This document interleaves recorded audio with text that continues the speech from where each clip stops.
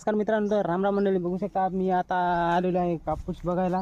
तर बघू शकता लहानाचं मोठं केलं आहे, खतपाणी घालून या कापसाला लहानाचं मोठं केलं आणि एवढे दिवस सांभाळले. आणि बघू शकता तुम्ही डुकरानं कसा धिंगाणा केला आहे. ते फॉरेस्ट खातेवाले म्हणतात जनावरं मारायची नाही, असं नाही तसं नाही, एवढं काही सांगतात. आणि आमच्या शेतात डुकरं काय रोही काय सगळे सोडून देतात. बघू शकता तुम्ही, हे बघा, हे पूर्णपणे जे आहे का हे डुकरानं कापूस खराब केला आहे पूर्णपणे. खूप नुकसान केलं आहे आणि शेतकऱ्याला याचाच जास्त ताप झाला आहे, डुकराचा आणि रोह्याचा. बघू शकता मित्रांनो, एवढा खराब केला आहे कापूस. फक्त याचं कारण म्हणजे फॉरेस्टवाले आहेत.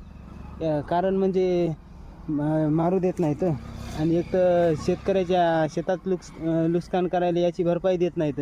भरपाई द्या म्हणतात, फॉरेस्ट ऑफिसला जा, असं करा तसं करा, हे कागद आणा ते कागद आणा. या कागदातच आणि चक्रातच 2-1 हजार रुपये घालतात आणि आम्हाला नुकसान भरपाई पण भेटत नाही, काय नाही. बेजारी करत राहतात नुसती, मारू पण देत नाहीत मित्रांनो. बघू शकता शेतकऱ्याची अवस्था कशी होती. बघा हे कसं काय हे कापसाले हे काय केलं आहे बघा, सगळा मोडून टाकला हे. बघू शकता.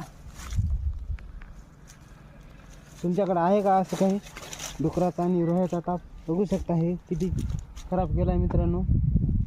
काय करायचे